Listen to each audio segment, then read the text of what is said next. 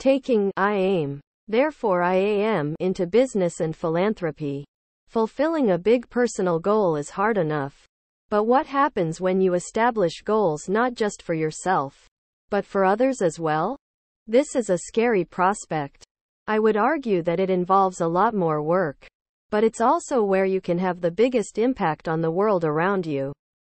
I eventually learned that the I aim, therefore I am rule applies just as much to doing things in the world as it does to attaining personal goals. Only it's much more visible. It's about making big, public promises and fulfilling them. It's about learning to become a successful visionary and the importance of establishing long-range finish lines in one's work and life.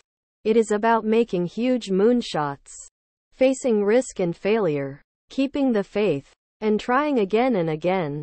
Ever since I started making a life plan, I began to understand that focusing on the big ticket items, not just in my own career but in all aspects of my life, created a set of ambitious goals that help me focus much more keenly on everything I do. We're now beginning to introduce people in our companies and at STARS Foundation to the life plan template in order to make us all better, more driven, more focused, and more goal-oriented leaders. This step has led me to go beyond a narrow focus on measuring key performance indicators. Now I like to use bonuses and other, more non-traditional incentives that support wellness, personal development, family, and life beyond the workplace. And I've found that those things enhance employee performance substantially. We've already seen some compelling correlations between the clarity of people's individual life goals and their ability to positively impact the organization they work in. I've found that the more we support the life plan for our teams, the more they contribute to our organizational goals. Take the example of Neda Abdulaziz Al-Mubarak, a millennial who is Al-Daba Group's Director of Sustainable Development. When Neda worked on her own personal life plan, she set down the ambition of sitting on 2 boards by 2020. Once she confronted herself about her ambitions, Neda says, there was no denying the importance of balance and of working toward finish lines. Once you identify your goals, she asserts, they are out in the open. You are now responsible to yourself. Given the goal of sitting on 2 boards, I consciously and subconsciously make every effort to excel at work in order to prove that I deserve to be in that position. This is now top of mind for me.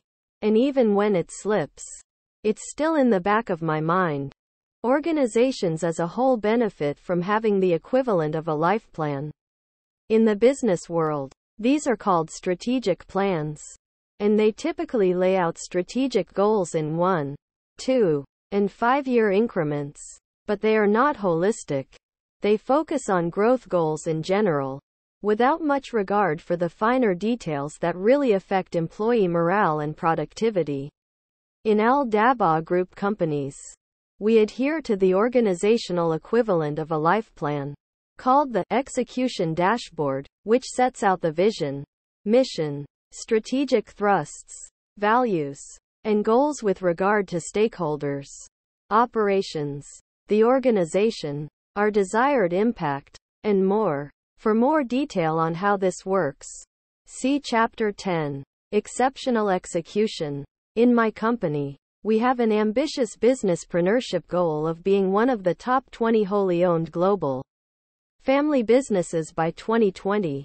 We plan to achieve that goal through a combination of organic growth, mergers and acquisitions, and development of next big things that will produce high impact, scalable, game-changing initiatives. Underlying all that is our omnipreneurial system of principles, values, and rules. I found that long after I began applying the 10 golden rules and keeping my company focused on the intertwined principles of giving, earning, and sustaining, the firm began to expand and build in unprecedented fashion. I think the reason for this has a lot to do with a boost in productivity and morale. People love to work for companies that provide a sense of larger purpose. that dare them to pursue audacious goals that help them stretch. When challenged in these ways, people can do more than they ever thought possible.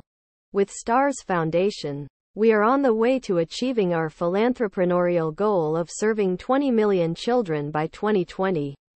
In much the same way, but also by adding new finish lines that support and undergird that goal. In launching our education initiative, the free online philanthropy university, we hope to reach and support NGOs the world over, which will in turn support more children and their communities. I've also been inspired by organizations with bold finish lines, like the Cambodian NGO Krusar the Me, which helps blind and deaf children and street children with educational and vocational training. The organization is in the process of transitioning its special education program to the country's Ministry of Education by 2021, which will give it long-term sustainability and integration into Cambodia's national education curriculum. Recently, Krusar the Me teachers were registered as official government employees. Another NGO, AfriKids Ghana, has a finish line of 2018, when it hopes to support itself without relying solely on charity or compromising for donor agendas, but by funding its own projects through local business initiatives. In every single case, the specificity and ambitiousness of the goal has accelerated success.